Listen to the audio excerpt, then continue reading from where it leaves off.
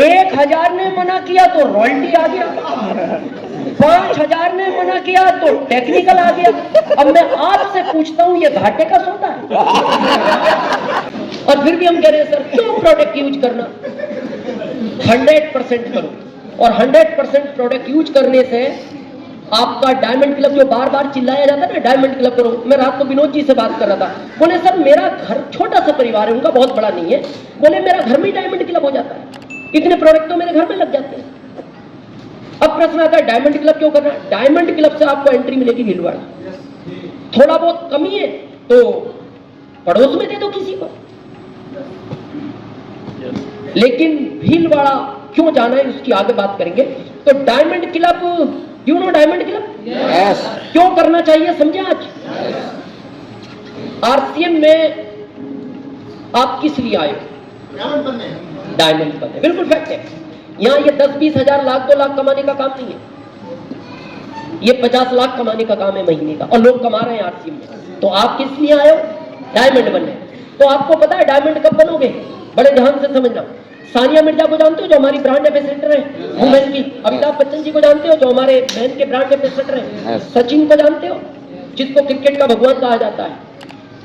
Cricket का महान player तब महान प्लेयर बनता है पहले वो क्रिकेट क्लब में रहता है।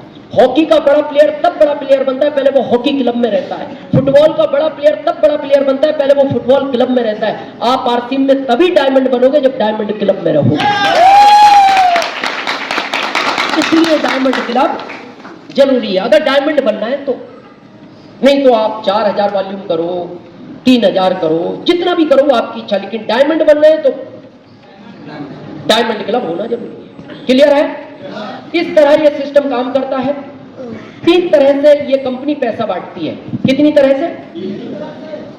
32% performance bonus, 8% royalty bonus, 5% technical bonus.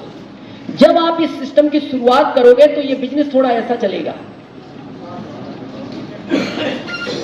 और वही आपके मन में आशा निराशा आती है, सर ये बिजनेस शुरू में ऐसा क्यों करता है? कभी बढ़ता है कभी घटता है, हो रहा है ऐसा? तो समझे ये क्यों होता है ऐसा? जब ये बिजनेस आप किसी को समझाने गए, आपने उसको समझा दिया तो ये बिजनेस बढ़ता है। जब ये बिजनेस आप किसी को समझाने गए, उसने आपको समझा दिया तो बिजनेस घटता है। और मिलेंगे बाहर समझाने वाले कौन? मिर्ची का बीज क्यों निकाला, ये मिलेंगे का। मेरे को इस बात का दुख नहीं है कि लोग आरसीएम नहीं करना चाहते, दुख नहीं है मेरे को इस बात का, क्योंकि भारत स्वतंत्र देश है। इच्छा हो तो करो सुबोध जी, नहीं हो तो नहीं करो। मेरे को दुख इस बात का होता है कि जो लोग इसको सीरियसली कर रहे हैं, लोग उनको करने नहीं देते। इस बात का मेरे को दुख है। आपको नहीं करना मत करो, पर जो कर रहे हैं उनको तो करने दो। अब देखना ये यहां से एक्साइटेड होकर जाएगा कि मेरे को भीलवाड़ा की तैयारी करनी है, मेरा इतना कम पड़ रहा है 15,000 में, जाके ये मेहनत करेगा। जैसे अपने घर से आया है उस कॉलोनी में पहुंचेगा, उस गांव में पहुंचेगा, देखते ही 5-7 लोग इसको देखते ही हंसेंगे।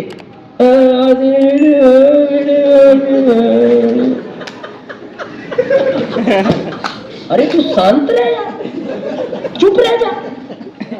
ये अपनी भीलवाड़ा की तैयारी कर रहा है, क्यों डिस्टर्ब कर रहा है? क्यों होता है ऐसा समझे आज थोड़ा? यस। 3 दोस्त थे गांव के, छोटे से गांव के थे। पहली बार बॉम्बे गए, तो बॉम्बे जाने के बाद उन्होंने जिंदगी में पहली बार इतना पानी देखा। गांव में तो छोटा मोटा तालाब देखा था, और पानी देखते बड़े एक्साइटेड हुए। तो एक ने कहा घूम के आए पानी में, देखो जहां तक देखो पानी ही पानी। तो दूसरे ने कहा हम में कोई तैरना नहीं जानता, तैरना नहीं जानता, कहां जाएगा पानी में, इतना पानी है डुबा देगा।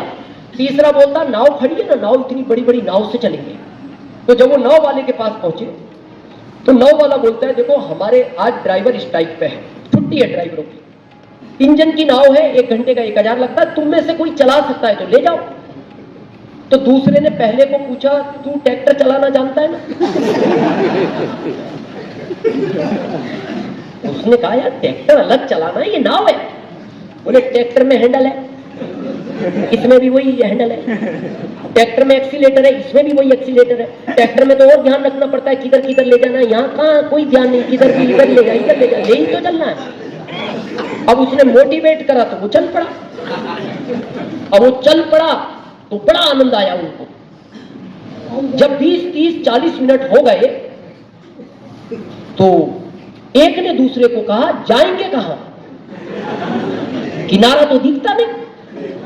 तो पहले ने मुड़ के देखा, बोले पिछला भी नहीं दिखता।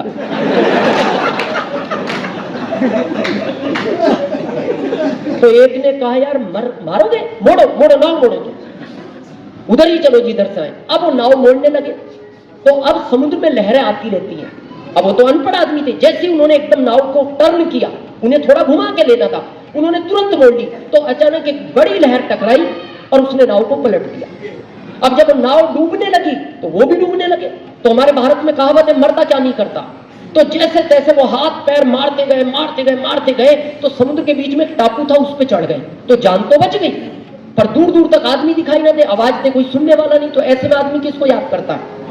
भगवान को। तो उन्होंने सच्चे दिल से याद किया तो भगवान प्रकट हो गए। भगवान ने कहा, बेटा वैसे मैं कलयुग में आता तो नहीं, पर मैं तुम्हारी मेहनत से खुश होकर आया। इतने मेहनती लोग हो कि तैरना नहीं जानते फिर भी बच गए। कितने मेहनती हो, इसलिए मैं खुश हूं। और आज मेरा तुम्हें वरदान है, जो चाहो मांग लो, दुनिया की हर चीज दे सकता हूं, पर शर्त यह है एक बार में मांगना, दोबारा नहीं मिलेगा। सोच के मांग लो। 5 मिनट बाद पहला बोला, प्रभु मैंने सोच लिया। बोल बेटा क्या मांगते हो? बोले अगर आप खुश हो और आपका वरदान है तो मेरे को अमेरिका का सबसे अमीर आदमी बना दो। भगवान ने कहा तथास्तु। वरदान था वो तो। जैसी तथास्तु कहा तो एक गायब, जहां पहुंचना था पहुंच गया। अब कितने बचे? 2। दूसरे को पूछा, बोल बेटा तू क्या मांगता है? बोले प्रभु उसको अमेरिका का अमीर आदमी बनाया, मेरे को भारत का बना दो। तथास्तु। दूसरा गायब। अब कितने बचे? 1। उसको पूछा, बोल बेटा तू क्या मांगता है? बोले प्रभु अभी अभी जो 2 यहां से गए हैं इनको वापस यहीं ला दो।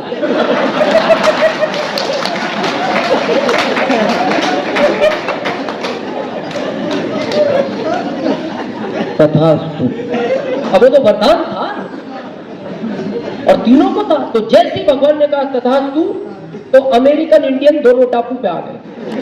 अब ये फिर 3 हो गए। तो भगवान नाराज हो गए।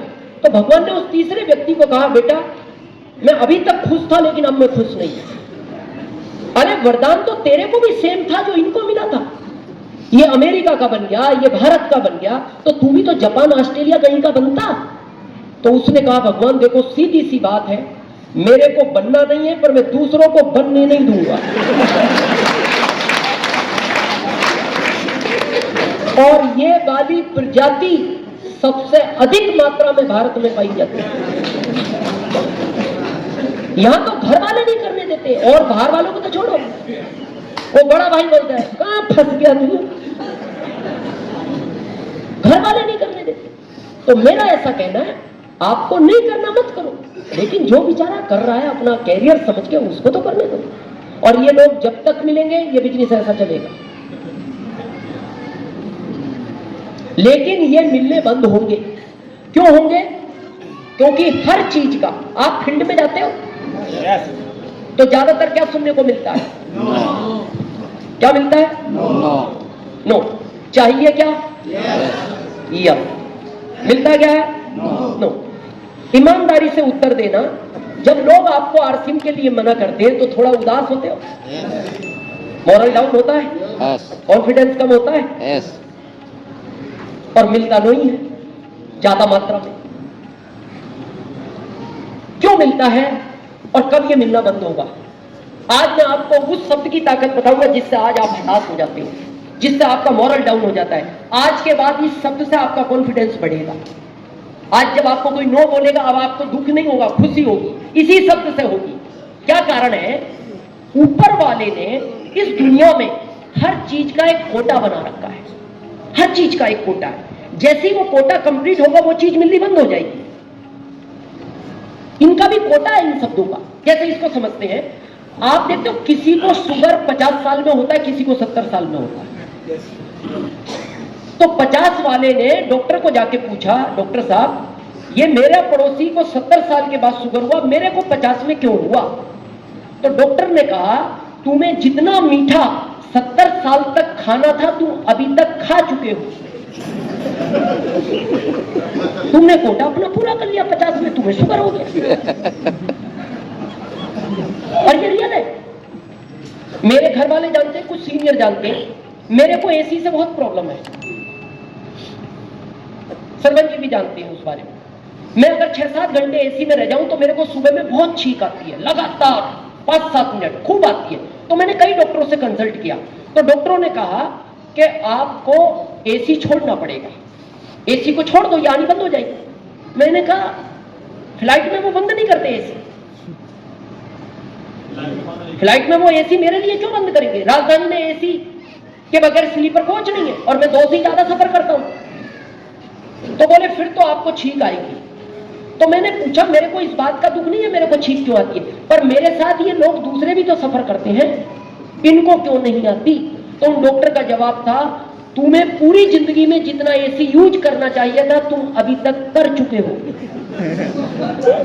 तुम्हारा कोटा पूरा हो गया।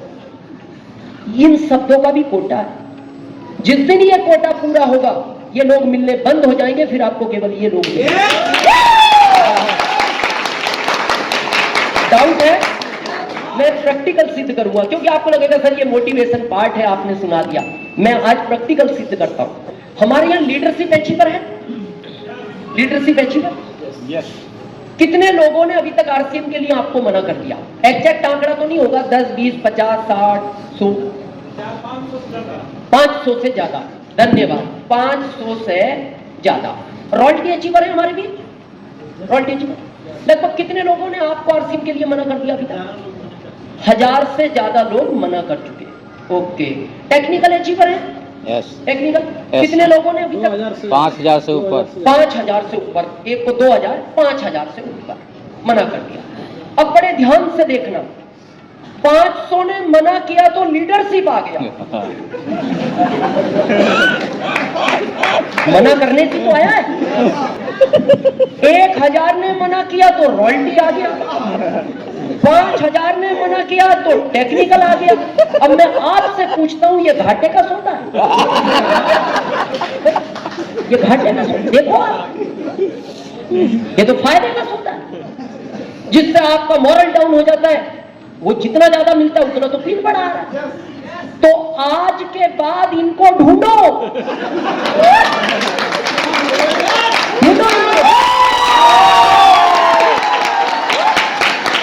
और ये है बाहर। और जैसे ही उसको प्लान दिखाओगे वो कहेगा मेरे को आरसीएम नहीं करना, तो खुश होना, ओ कोटा कंप्लीट हो रहा है, कोटा कंप्लीट हो रहा है।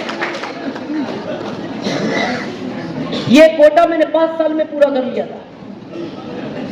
आपके साथ पता है समस्या क्या है? आप 1 महीने में 2 लोगों से मिलते हो आरसीएम के लिए, अब 2 ही मना कर देते हैं, तो ये कोटा कई साल में पूरा होगा। आज के बाद 1 दिन में 10 लोगों को मिलो तो ये कोटा जल्दी पूरा हो जाएगा। अब मैं फ्लाइट में, ट्रेन में, कभी भी कहीं भी सफर करता हूं, मेरी पत्नी साथ होती है, तो जब मेरे से कोई बात करता है मैं उसको 5 मिनट आरसीएम बताता हूं, ओनली 5 मिनट, उसके बाद वो ज्वाइन हो जाता है या प्रोडक्ट ले लेता है। तो मेरी पत्नी मेरे को बोलती है सर आप भारत में 3-3 घंटे मीटिंग करते हो, ये 5 मिनट में इसने हाँ क्यों कर दी? मैंने कहा ये कोटा पूरा हो चुका है ना पहले ही, ये तो 5 साल में पूरा कर लिया, इतनी रफ्तार से भगे थे हम। तो आज के बाद रफ्तार बढ़ाओ, इनको